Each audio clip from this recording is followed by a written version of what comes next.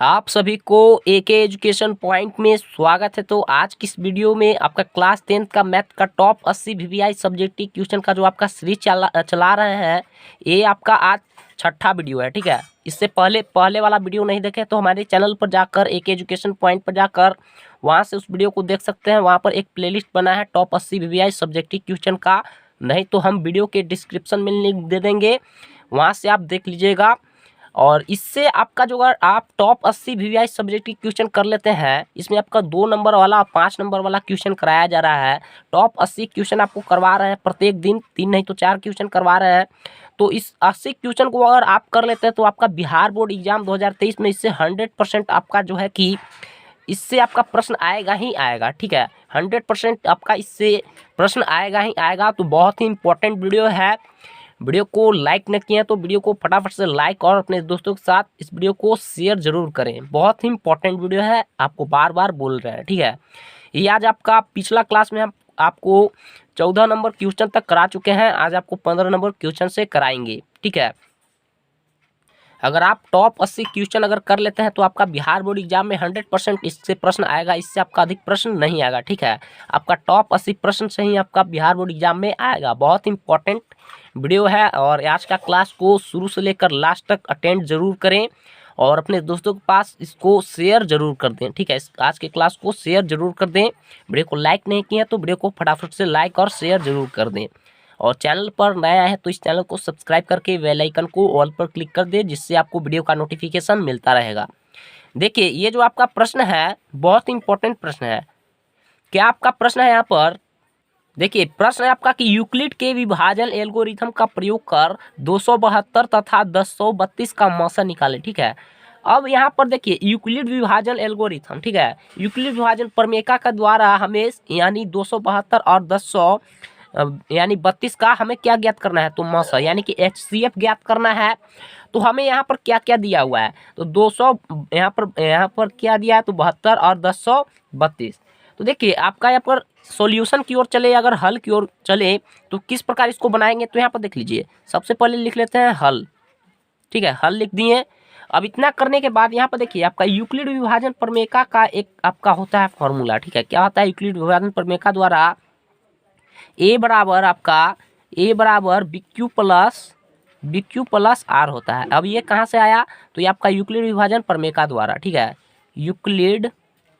Euclid विभाजन प्रमेयिका लिखिए या आप एल्गोरिथम लिखिए, दोनों एक ही है, प्रमेयिका। ठीक है, तो यहाँ पर देखिए यूक्लिड विभाजन प्रमेयिका द्वारा आपका ये होता है ए बराबर BQ प्लस आर। ठीक है, तो आपका जो बड़ा संख्या है ए की जगह पर रख दीजिएगा, आपका जो छोटा संख्या है उसको बी की जगह पर रख दीजिएगा। तो यहाँ पर देखिए सबसे पहले यहाँ पर हमें बड़ा संख्या कौन सा मिल रहा है, यहाँ पर अगर HCF ज्ञात करना है तो यूक्लिड विभाजन प्रमेयिका द्वारा आपका ए बराबर BQ प्लस आर होता है। ठीक है, ये आपका फॉर्मूला ही मान लीजिए, प्रमेयिका मान लीजिए। ठीक है, तो ए की जगह पर हम क्या रखेंगे, तो 1032। तो यहाँ पर रखिए 1032 बराबर, और बी के जगह पर जो छोटा है तो 272। ठीक है, 272। अब इसको सिर्फ भाग लगाना है, तो आपका कितना बार में भाग लगेगा, तो इसको अगर हम 3 बार में अगर भाग लगाते हैं तो ये आपका 3 बार में अगर इसको भाग लगाकर देखिए, अगर साइड में इसको रफ में काम कीजिएगा। ठीक है, 272 से इसको 3 बार में अगर भाग लगाइएगा तो ये आपका, अगर इसको आप ये आपका 10 ए के जगह पर 1032 लिख दें बराबर बी के जगह पर 272, इसको 3 से भाग दिया। यहाँ पर देखिए आप इसको इस प्रकार भी रफ में इसको कर सकते हैं, नहीं समझ में आएगा तो ये आपका 272 है। ठीक है, और ये आपका 1032, तो इसको अगर आप 3 बार में लगा रहे हैं तो ये आपका हो जाएगा। तो यहाँ पर देखिए इसको 3 बार में यहाँ पर भाग लगेगा तो आपका आ जाएगा 816। ठीक है, 816, इसको घटाइएगा तो आपका इतना बार में, फिर इससे भाग दीजिए आप 272 को, तो कितना बार में, तो एक बार में लगेगा। तो यहाँ पर 200 आपका 16 हो गया, 6 यहाँ पर आपका हो जाएगा। इसी प्रकार इसको ऐसे करना है। ठीक है, देखिए इसको जिस प्रकार यहाँ पर कर रहे हैं, जिस प्रकार आप HCF ज्ञात करते हैं, तो उसको अगर आप समझ में नहीं आ रहा है तो आप इस प्रकार भी कर सकते हैं। और आपको यहाँ पर बोला है जो आपका प्रश्न में कि यूक्लिड विभाजन प्रमेयिका द्वारा, ठीक है, एल्गोरिथम के द्वारा इसको आपको बनाना है, तो आपको इस प्रकार नहीं बनाना है। आप यहाँ पर रफ में कर सकते हैं काम। ठीक है, ये आपका रफ का काम है, कर सकते हैं, लेकिन आपको जो है कि यहाँ पर यूक्लिड के विभाजन एल्गोरिथम के प्रयोग द्वारा ही आपको एचसीएफ यहाँ पर ज्ञात करना है। तो यहाँ पर देखिए 272 और इसको भाग दीजिएगा इससे, 3 बार में यहाँ पर लगा रहा है तो यहाँ पर शेषफल कितना बचेगा आपका, तो यहाँ पर 216 बचेगा। कितना बचेगा, तो 216। अब यहाँ पर क्या करेंगे कि ए के जगह पर अब यहाँ पर 272 को रखेंगे, ठीक है, 272 को। फिर यहाँ पर बी के जगह पर किसको रखेंगे, तो 216 को। तो 216 को कितना बार में इसको भाग लगाया, तो 1 बार में। तो शेषफल कितना यहाँ पर बचेगा, तो आपका 56 बचेगा, ठीक है। इतना आपको बिल्कुल ही समझ में आ रहा होगा। ये आपका रफ का काम है, आप इसको रफ में कीजिएगा, ठीक है, रफ में आप इसको कीजिएगा। अगर समझ में नहीं आ रहा होगा तो अब यहाँ पर देखिए, अब किसको अब रखेंगे फर्स्ट पर, यहाँ पर ए के जगह पर तो 216 को और बी के जगह पर किसको, तो 56 को। अब इससे भाग दीजिए, तो इसको अगर आप 3 बार में भाग देते हैं तो आपका शेषफल 48 बचेगा, ठीक है। अब किसको रखें, तो 56 को यहाँ पर रखते हैं ए के जगह पर और 48 को बी के जगह पर। इसको 1 से भाग दीजिए तो आपका शेषफल बचेगा 8, ठीक है, 8 बचेगा, घटाकर देख लीजिएगा, इतना आपका बचेगा। अब यहाँ से देखिएगा, अब यहाँ पर क्या करेंगे, अब किसको 48 को रखेंगे ए के जगह पर और बी के जगह पर 8 को, ठीक है। सेम काम एकदम कर रहे हैं यहाँ पर। अब देखिए ये आपका कितना बार में, तो 8 छक 48, यानी कि शेषफल आपका 0 आ गया।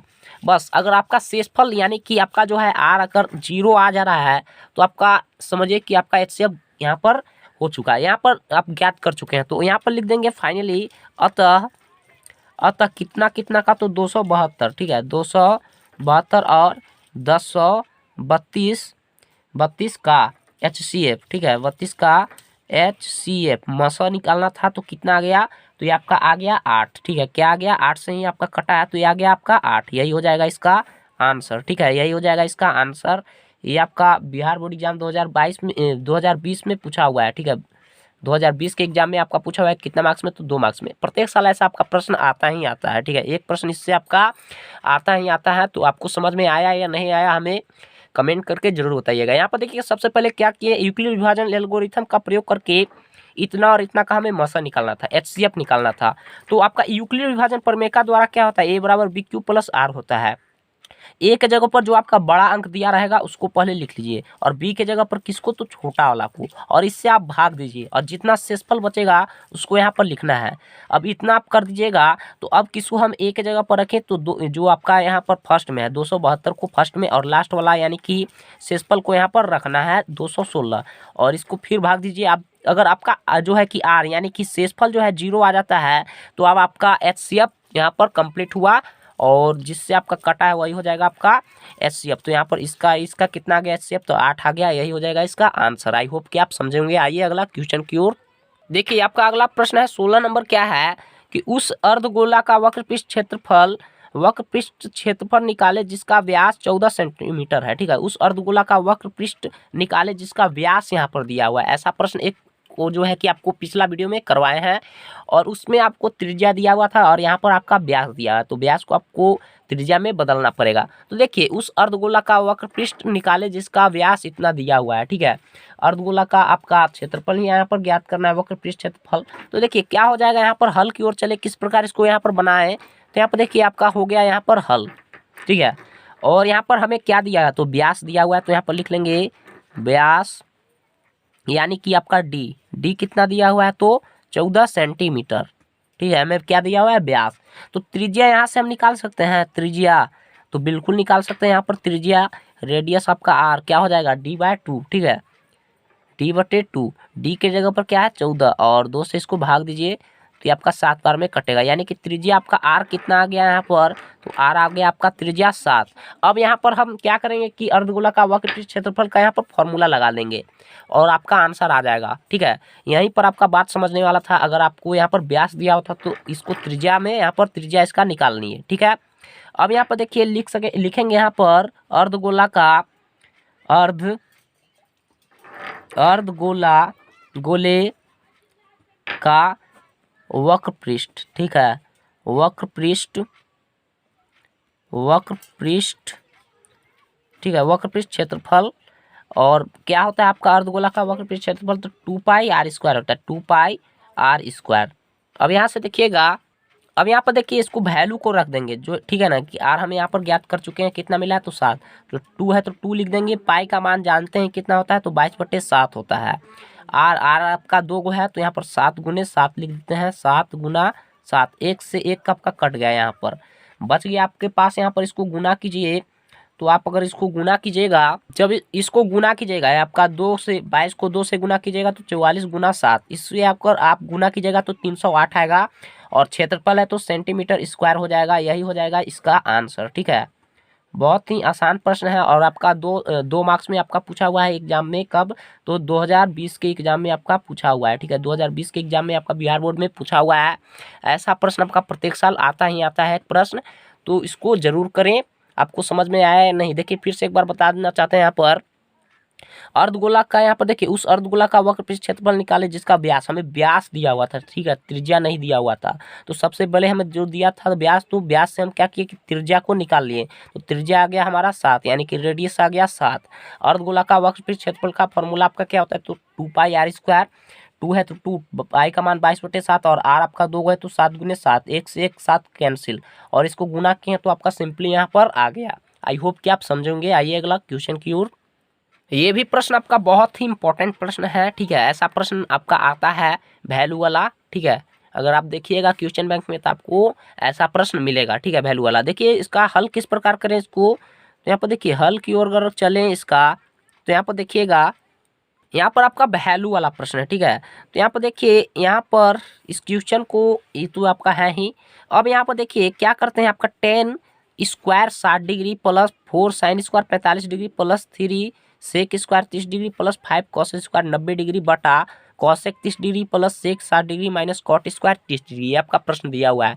अगर आपको वैल्यू यहाँ पर याद है, आपको 0 डिग्री 30 डिग्री 45 60 और 90 का अगर वैल्यू याद है तो यहाँ पर आप मान रख दीजिएगा, आपका आंसर आ जाएगा। तो देखिए यहाँ पर क्या करेंगे कि यहाँ पर मान रखेंगे। तो यहाँ पर देखिए आपका 10 60 डिग्री स्क्वायर है, इसको आप अगर अभी यहाँ पर छोड़ दीजिए, आप भूल जाइए कि स्क्वायर है। ठीक है, पहले 10 60 डिग्री का मान कितना होता है? तो √3 होता है। ठीक है, 10 स्क्वायर है तो इसका स्क्वायर कर दीजिए। ठीक है, सबसे पहले आपको 10 60 डिग्री का मान पता है तो यहाँ पर लिख दीजिए, इसका स्क्वायर है तो स्क्वायर प्लस।